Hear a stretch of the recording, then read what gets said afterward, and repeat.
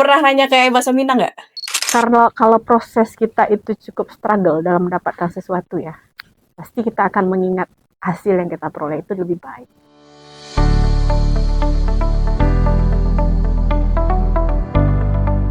Assalamualaikum semuanya. Selamat datang di podcast Inspiria. Perkenalkan, nama aku Davi dan di sini ada rekan saya. Dan perkenalkan, nama aku Alia. Nah, untuk hari ini nih di podcast Inspiria episode pertama kita bakalan ngebahas tentang hal yang lagi marak di lingkungan masyarakat, lingkungan kampus, dan bahkan di internet sekarang lagi banyak perdebatan nih tentang baik dan buruknya. Apalagi kalau bukan artificial intelligence atau AI. Nah, kali ini kita kedatangan tamu istimewa nih. Beliau ini seorang dosen fisika, nggak cuma mengajar, tapi juga banyak terlibat dalam penelitian. Jadi pas banget nih sama pembahasan kita kali ini. Jadi selamat datang Bu Mutia. Ya, selamat pagi ya. Selamat pagi Bu. Jadi terima kasih kepada Ibu sudah mau menyempatkan waktunya di podcast kita yang hari ini. Mungkin biar tidak berlama-lama dan penonton kita tidak penasaran juga tentang AI, mungkin Davi mau tanya dulu nih Bu tentang pendapat Ibu di AI sendiri di bidang sains. Kan soalnya berbeda nanti tuh AI yang kita gunakan di masyarakat yang biasanya untuk pemakaian sehari-hari sama sains. Jadi menurut Ibu bagaimana AI itu sendiri? Secara keseluruhan dulu mungkin ya.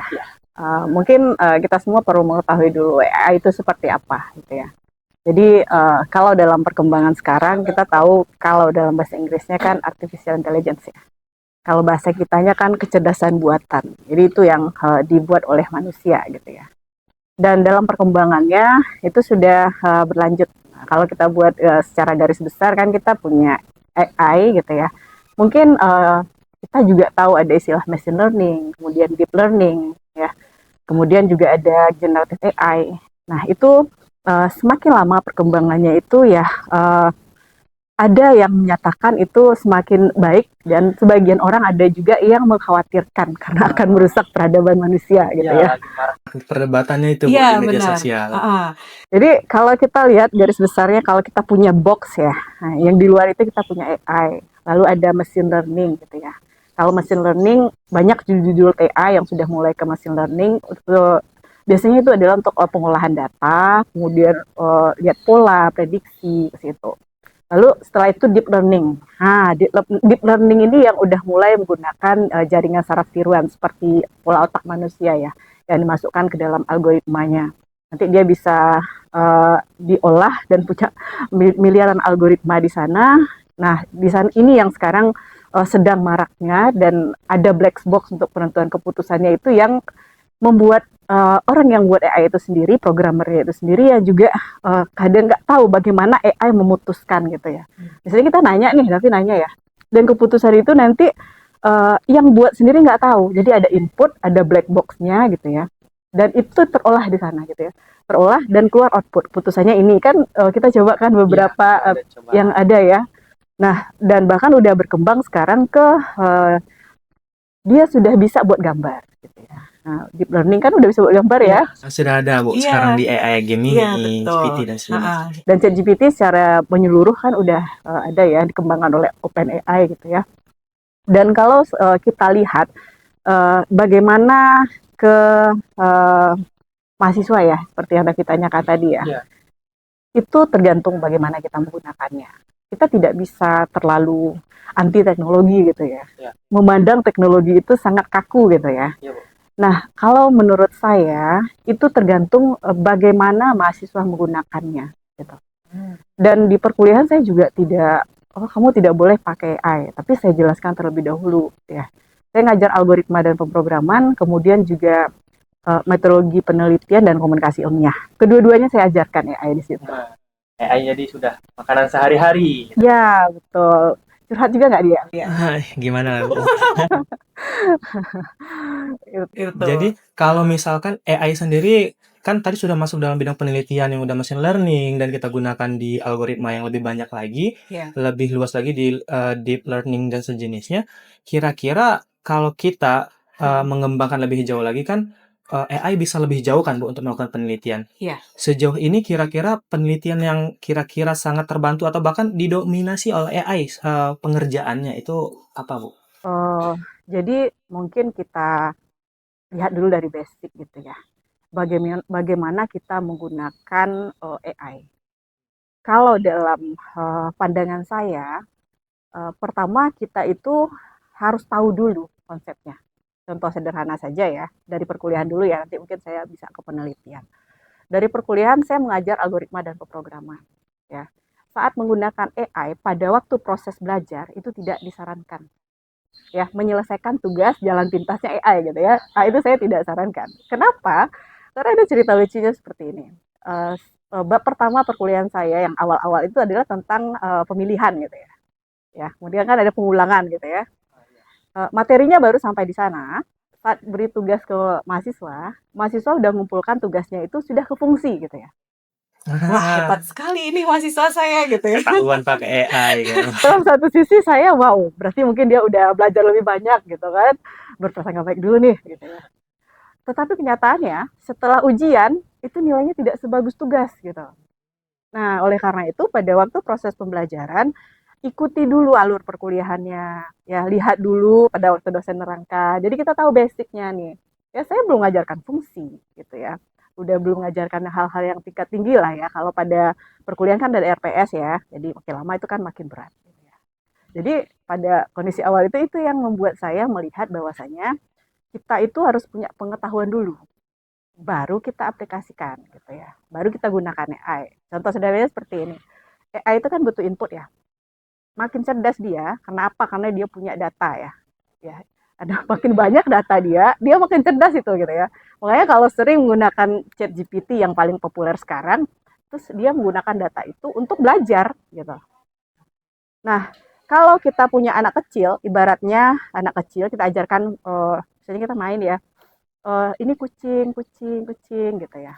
Kita ajarkan ke AI seperti itu ya, sederhana pemikirannya ya. Jadi makin lama kan dia tahu ya, waktu dia ketemu lagi, dia nggak perlu kita kasih tahu, dia tahu itu kucing gitu ya. Nah, itu kalau bagaimana kita menggunakan AI, termasuk dalam penelitian. Ya, penelitian itu adalah taraf yang sudah lebih tinggi penemuan sesuatu hal yang baru. Dalam penelitian pada perkuliahan metodologi penelitian dan komunikasi ilmiah, itu saya ajarkan mahasiswa melakukan literatur review dengan menggunakan AI. Malahan saya ajarkan, oh ini loh aplikasinya gitu ya, kamu bisa buka gitu ya.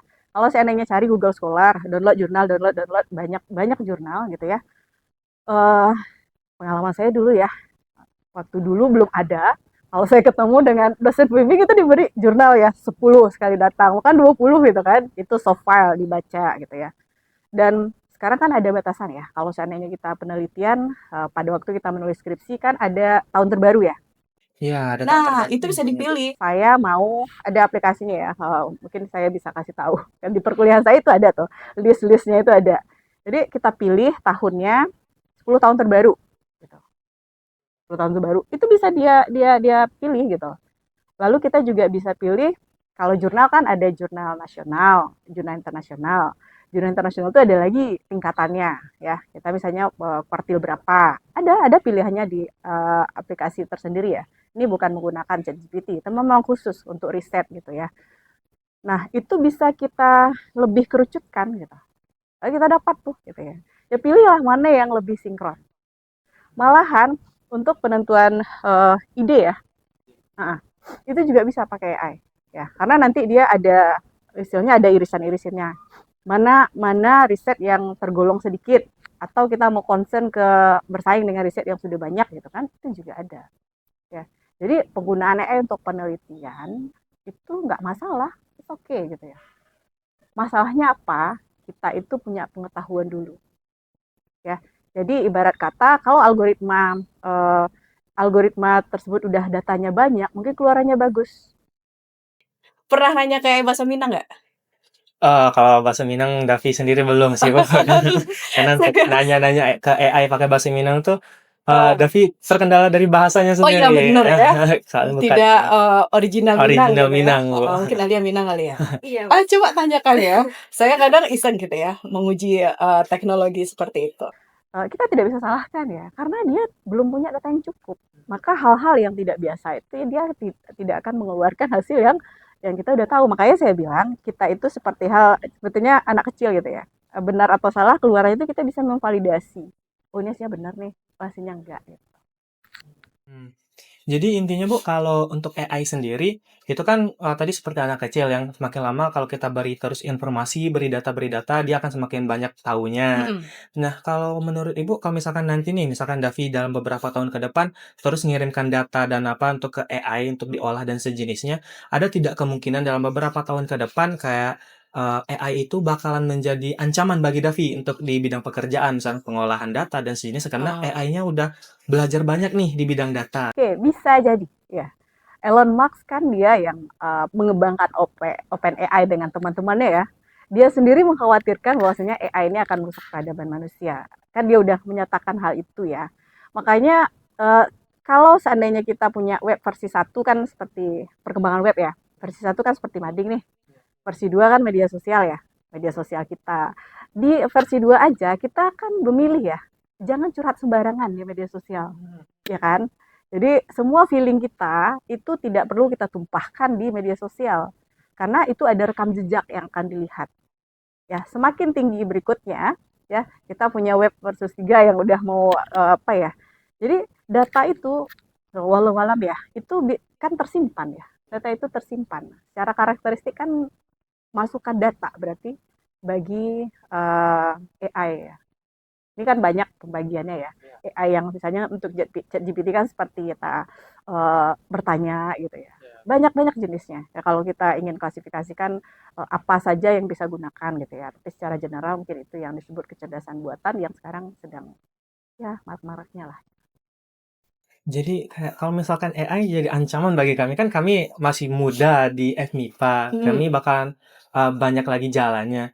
Kira-kira apa antisipasi yang kayak bisa kami lakukan agar dapat bersaing dan tidak kalah dengan teknologi yang AI ini tadi, Bu? Soalnya kan Oke. siapa tahu beberapa tahun ke depan kebutuhan untuk sains-saintis muda tuh nggak banyak karena AI Oh, sedang oh, berjalan. oke. Mungkin saya perlu garis bawahi ya, tidak akan mengancam. Ya. Kalau pertanyaannya apakah akan mengancam gitu ya. Nah, kita udah punya nih basic science-nya yang kuat, fisikanya yang kuat, matematika yang kuat, kimianya yang kuat ya. Kalau mau digabungkan dengan AI, kita improve ke pemrogramannya gitu. Jadi power-nya itu lebih kuat. Nah, itu seandainya kita ingin menjadi pengembang misalnya ya. Banyak ya, kedepannya itu yang mungkin yang akan berkembang pada pengaplikasian AI. Karena orang nguji ya, ada prompt engineer dan yang lainnya. Atau sebagai pengguna, kita bisa gunakan AI itu sebagai tools untuk belajar. Punya challenge misalnya gitu ya. Bisa belajar secara mandiri melalui AI itu juga bisa ya. Satu sehari. Itu pengetahuan kita sudah cukup banyak gitu. Kita sudah kaya gitu ya. Jadi tergantung kepada kita. Jangan anggap bahwasanya itu sebagai ancaman ya. Walaupun memang ada kata-kata begitu ya, tergantung bagaimana kita mengembangkan diri kita, dan memang ada beberapa lowongan pekerjaan yang akan tergantikan oleh AI ya, dan pilihlah, kembangkanlah pada hal yang lain. Tapi kalau penelitian seperti kimia ya, seperti kimia, nah saya rasa itu masih butuh campur tangan kita. Oh, berarti kalau untuk sejauh ini AI sendiri bisa dibilang ancaman dan tidak ancaman, Bu ya? Tergantung kita menyikapinya. Tergantung kita menyikapinya. Iya. Kalau gitu, apakah mungkin kalau misalkan dalam beberapa tahun ke depan AI bersama kami misalkan yang saintis-saintis yang calon-calon, amin Amin. gitu. Nah, Ya. bersama itu dapat kira-kira menurut Ibu berapa tahun lagi? Bukan berapa tahun sih Bu, kayak Nggak tahu saya tuh. nggak, kira-kira sejauh mana AI akan berkembang dalam beberapa tahun terakhir? Kalau yang dibandingkan yang tahun sekarang, di mana kemarin ada dengar kalau AI sudah ada bantu di bidang peracikan obat gitu Bu. Jadi kayak Asik. kita kasih tahu gejalanya apa, AI nyarankan obatnya mana saja gitu kira-kira. Ya. Ya, kadang kalau sakit kita tanya ya, saya sakit ini, solusi obatnya apa gitu ya. AI-nya tahu kenapa? Karena dia baca data itu gitu. Ya. Nah, kalau seandainya untuk ke depan ya, perkembangannya itu bagaimana, saya nggak bisa jawab dengan pasti. Tetapi sebagai gambaran ya, AI itu membaca algoritma kita. Bahkan penelitian di Jepang ya, ada penelitian yang mulai membaca apa isi otak manusia gitu. Nah, ada penelitian itu, udah mulai berkembang ke arah di situ ya. Jadi sejauh mana gitu ya deep learning atau jaringan saraf tiruan ya atau AI itu akan berkembang ke depan itu walau alam. Tapi melihat perkembangannya saat ini ya, orang kalau sakit nanyanya, saya sakit ini ya, saya harus minum obat apa gitu kan? Itu bisa ditanyakan gitu ya, dan sah-sah saja. Tapi jangan sampai istilahnya kita kan juga butuh validasi ahli ya atau ke dokter misalnya gitu. Kalau sakit ya memang idealnya kita ke dokter gitu. Jadi kayak berarti kalau misalkan untuk AI sendiri itu kan kembali ke awal tadi, kalau gimana cara kita menyikapinya. Iya. Kalau dari Ibu sarannya apakah lebih baik kalau kita belajar menggunakan AI kayak tadi kalau merangkum kan kita bisa menggunakan AI untuk ngambil ringkasan dan sejenisnya. Iya. Saran Ibu bagusnya apakah kami coba dulu untuk belajar membaca dan merangkum beberapa jurnal secara mandiri atau langsung saja kita memanfaatkan teknologi yang ada untuk dapat kita rangkumannya gitu secara mungkin lebih cepat dan kan kita nggak tahu valid tidaknya kita belum tahu karena kita belum baca keseluruhan. Tapi bagusan untuk kita belajar merangkum semuanya keseluruhan dulu secara mandiri, baca dari awal sampai akhir atau cukup AI-nya saja. Oke. Berdasarkan pengalaman sekarang ya, Davi milih yang mana kira-kira? Davi satu sisi Milih AI nggak? milih AI karena dia cepat kan Bu. Jadi kayak udah ada rangkumannya nih. Cuman kadang kepikiran apakah kalau Davi baca menggunakan yang AI ada yang terlewatkan tidak ya gitu. Jadi gini ya. Misal kita cari jurnal ya. Cari jurnal. Kalau yang praktisnya kita bisa kerucutkan dulu pemilihnya dengan AI. Nah, misalnya Alia risetnya tentang apa? Oh, belum ya? Belum. Oh, belum. Davi minatnya kemana? Ke instrumentasi, ke optik lebih tepat. Oke. Jadi cari jurnal tentang itu. Kan biasanya kalau salah satu aplikasi yang biasa saya perkenalkan di kuliah metodologi, itu dia akan buat ringkasannya apa. Kita tidak bisa 100% ambil dari situ saja. Misalnya yang paling sinkron dengan riset yang akan kita tekuni itu adalah jurnal A. Ya dibuka gitu. Dibaca metodologinya seperti apa gitu. Kita kan butuh metodologi yang kuat dalam riset gitu. Ya, jadi tidak serta-merta 100% ya saat ini ya, nggak tahu ke depan ya. Saat ini kita tidak bisa 100% mengandalkan itu saja gitu. Kita memang harus baca gitu ya. Itu yang saya bilang tadi, pengetahuan kita juga harus lebih kuat gitu ya. Dengan kuatnya gimana? Kita baca ke dalamnya gitu. Kalau dia simpulkan ibarat abstraknya dari metode kan sederhana saja misalnya kan. Tapi yang detailnya kan di penjabaran di dalam artikel itu gitu. Ya. Jadi kalau ditanyakan bagusnya bagaimana dalam merangkum, kalau AI dia buat simpulan sedikit ya kita perlu baca juga. Ini apa gitu. Itu hanya memudahkan kita untuk memilih sekian ribuan ya, puluhan ribu ya, banyak sekali jurnal-jurnal tentang riset terkait. Oke, jadi berarti kayak kita tetap harus belajar secara manual sendiri. Of course, yes. Oke, tapi Davi mau tanya tentang pendapat Ibu sebagai dosen kan, dosen yang sering melihat mahasiswanya menggunakan AI, GPT dan sejenisnya. Kalau ditanya tingkat keseringan Ibu melihat ternyata mahasiswanya lebih sering menggunakan AI dalam pengerjaan daripada mengerjakan mandiri. Itu seberapa sering Bu kalau dikasih angka 1 sampai 10? Kalau algoritma ya, kalau ngerjakan PR ya, kayaknya 90%. 90%? Iya. Wah, gede. Kuliah ya. Ya, tapi kalau tugas. Itu tugas. Tidak semua, ada juga ya yang memang dia buat sendiri. Ya, saya kan karena AI udah masuk, saya tentu masuk juga kayak AI. Ya, kasih bocoran ya. Misalnya kalau saya ada tugas gitu kan saya udah punya codingnya ini udah seperti apa gitu ya. Saya juga cari tuh solusi AI gimana gitu. Tahu nggak? Itu ada yang persis sama loh. Kebaca. Jadi itu ada yang persis sama gitu. Jadi itu yang saya sampaikan tadi. Kalau dalam proses pembelajaran jangan ambil jalan pintas. Ya, nanti intelektualitas kita nggak jadi tumbuh gitu. Ya kan? Ya kita nggak tahu apa-apa ya serahkan semua AI ya. AI makin pintar loh. Dikasih data gitu kan. Yang kita ini gimana gitu. Tertinggal takutnya. Jadi Bu, kan karena dari tadi itu kontribusi AI itu kan udah luas banget Bu. Jadi menurut Ibu ada kemungkinan nggak kalau beberapa peran dari manusia itu bakal tergantikan oleh AI untuk masa depan? Yes, of course yes. Ya, of course yes. Tidak usah kayak AI dulu ya. Robot aja lah contohnya. Ya. Maksudnya yang udah lama ya, sebelum adanya AI muncul kan kita bermain dengan robot ya. Nah, robot kan juga bisa menggantikan kegiatan manusia gitu ya. Nah, oleh karena itu kita harus lihat ya. Tapi kalau bagian kita belajar gitu ya, mungkin kita bisa dengan AI.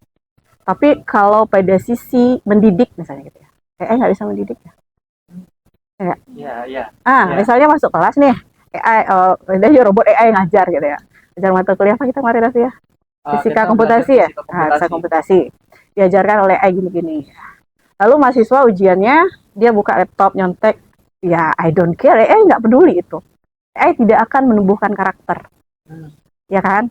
Tidak akan ada penumbuhan karakter. Empati juga nggak ada gitu ya. Empati juga nggak ada. Dia hanya ya pengembangan dari teknologi yang ada, pembelajaran, fokus kepada materi saja gitu ya. Maksudnya materi pembelajaran, apa yang ingin kita dapatkan di AI. Tapi kalau untuk karakter, dia nggak peduli ya. Mau jujur atau enggak, I don't care gitu. Ya, kalau seandainya manusia sampai di tahap itu gitu ya, misalnya Davi cerdas, pintar, risetnya nggak jujur, nggak ada empati gitu ya.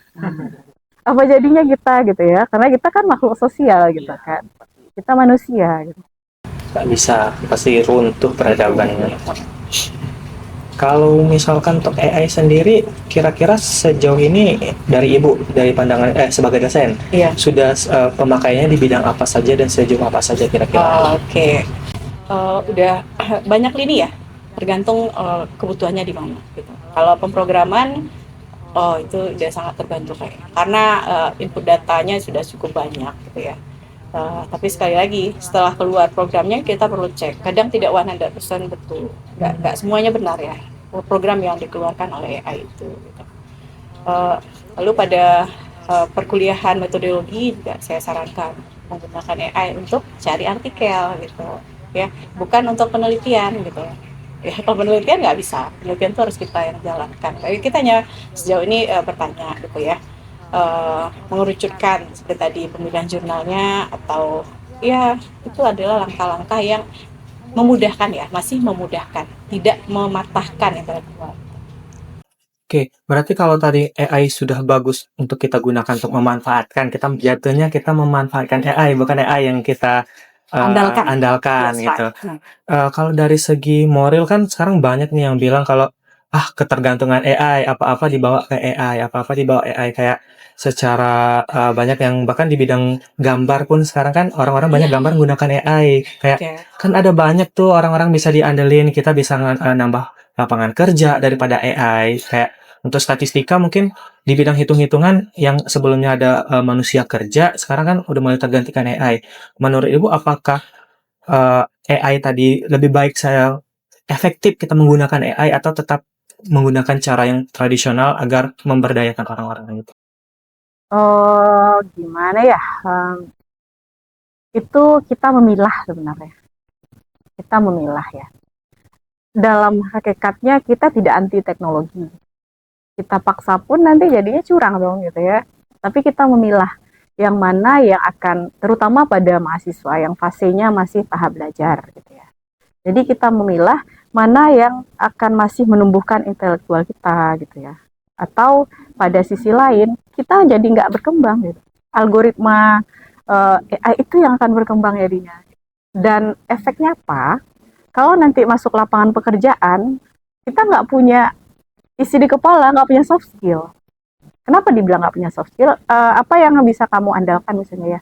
Oh, saya bisa pemrograman Python. Nah, itu yang saya ajarkan di kelas ya. Saya bisa pemrogram Python gitu ya. Udah meyakinkan awalnya, lolos gitu ya. Setelah diberi pekerjaan itu, saya yakin pasti stres. Kita akan menghadapi sesuatu yang bukan keahlian kita, itu bukan hal yang mengenakan ya. Jadi bekerja dengan passion dan memang kita senangi, itu pasti akan menyebabkan kita happy ya menjalani hari-hari kita, ya kan? Happy dengan atas yang kita jalani. Betul, karena kita memang bisa gitu ya. Jadi kayak kalau misalkan kita harus punya soft skill, dan Davi tadi setelah mendengar yang Ibu bilang tadi kayak kalau kita jadi pengembang peluangnya gede dan kerja uangnya tentu banyak kan Bu. Saran dari Ibu kira-kira apa saja yang kayak perlu Davi tambah ilmunya agar dapat jadi salah satu mungkin di masa depan pengembang di bidang ini? Oh ya, ini yang matematika, yang data science ya. Nah, jadi apa kesana ya. eh, tidak dipungkiri basic program itu Basic harus program. dipahami ya, basic program. Dan suka belajar mandiri. Kalau kuliah pemrograman saya sering ajarkan, kalau stuck satu sintak, jangan langsung pusing ini gimana caranya. Kan ada komunitas bisa bertanya. Jadi kembangkan diri kita sendiri sehingga kita mungkin berada di ya kalau nggak sesuai ekspektasi ya bisa di atas ekspektasi gitu. Soft skillnya apa? Itu kalau kerja pasti tanya ya, kamu bisa soft skill apa? Apa soft skill yang kamu miliki? Apa yang bisa kamu berikan ke perusahaan kami? Ya kalau demikian kan pasti Davi daftar di bidang IT kan, saya di bidang IT gitu ya. Nah, saya bisa walaupun program Python, saya sudah advance gitu ya. Bisa buat buat gambar kan? Nah, bahkan sampai animasi juga sudah bisa gitu ya. Lalu masuklah lagi pengerjaan machine learning gitu ya. Bahas tentang bagaimana ya kalau yang udah lebih itu ya deep learning gitu ya. Ada jaringan saraf tiruannya di situ, generative AI dan seterusnya gitu.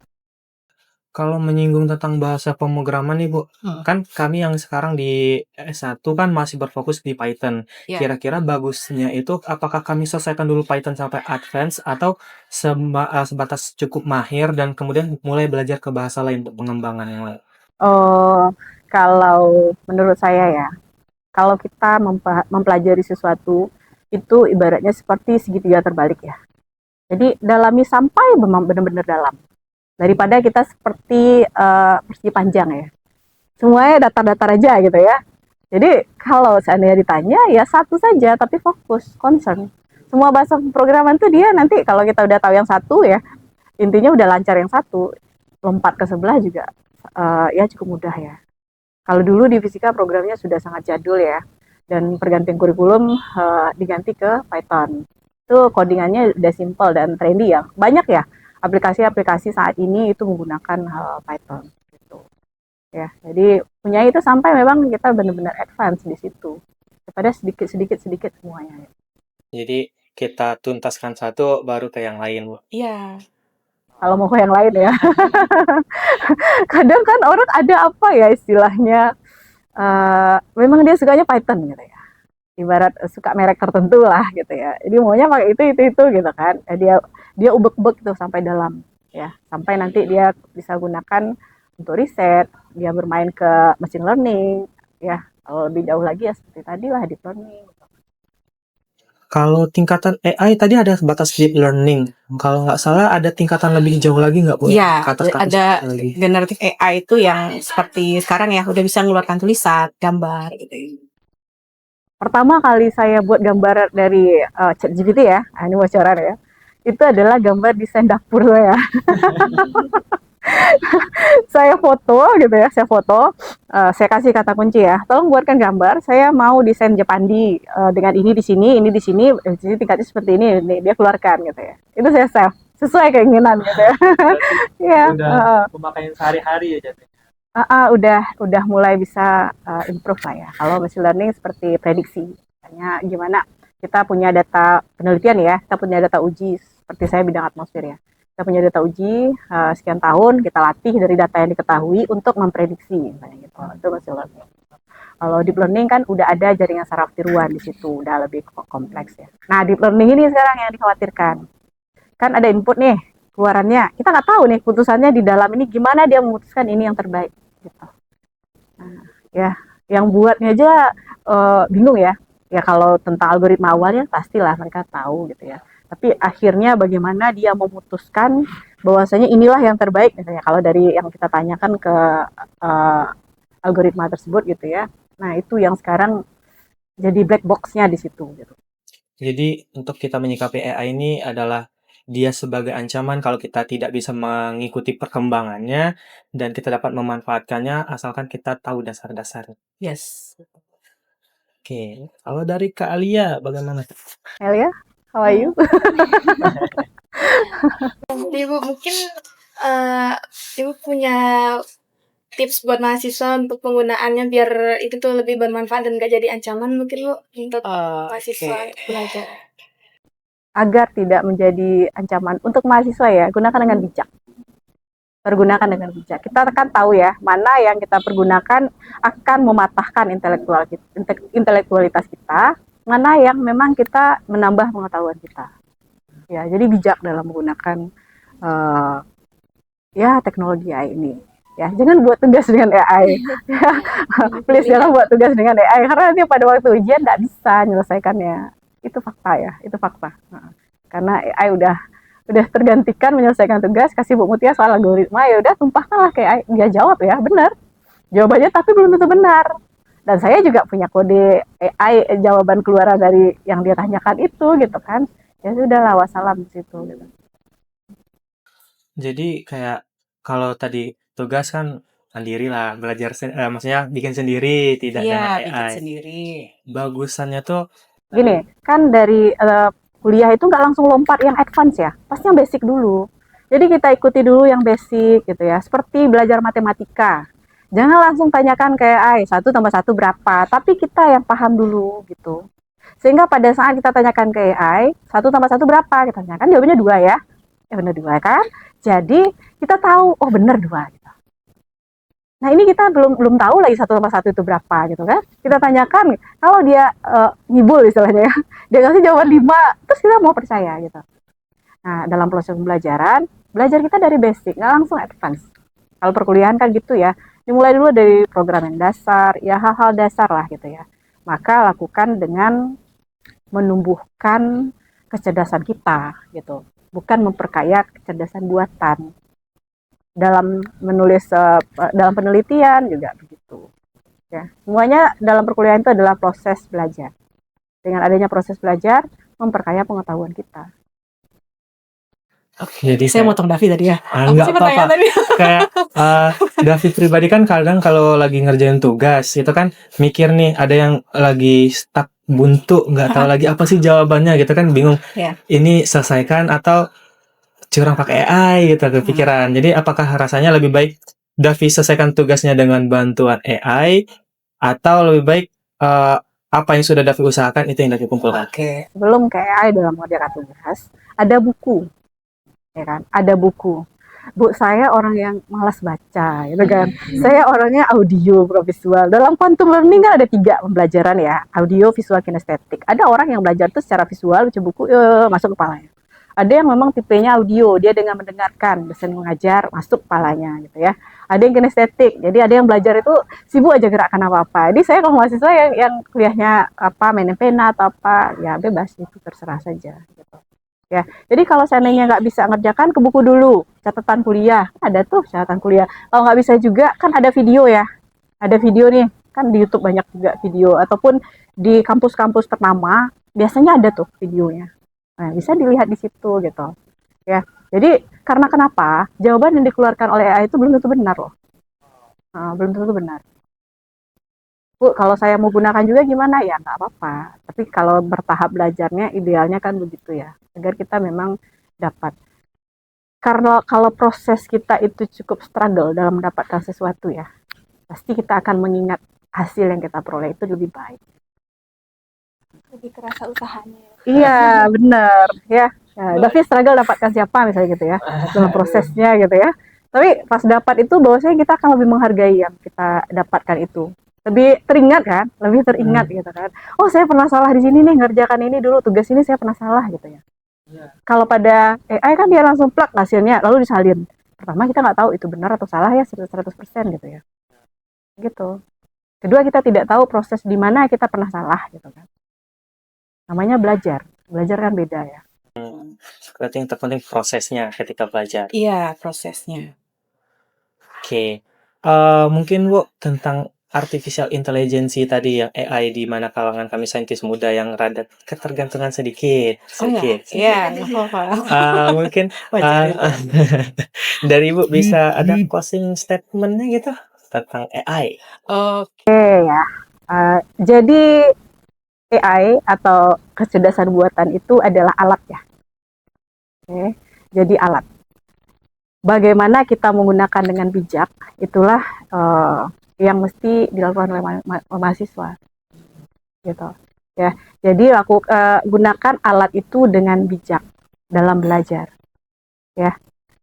Dan jangan gunakan alat itu sebagai jalan pintas sehingga itu akan mematikan intelektualitas kita. Ya, itu mungkin. Untuk teman-teman mahasiswa, tidak ada jalan pintas menuju kesuksesan. AI jadikan bahan pembelajaran, kita terus berkembang. Mungkin Ibu, terima kasih sudah menyempatkan waktunya. Dari Davi ucapkan terima kasih, dari Kak Alia Terima juga. Mungkin untuk teman-teman sampai jumpa di episode selanjutnya di podcast Inspirasi, guys. Bye-bye. Dadah.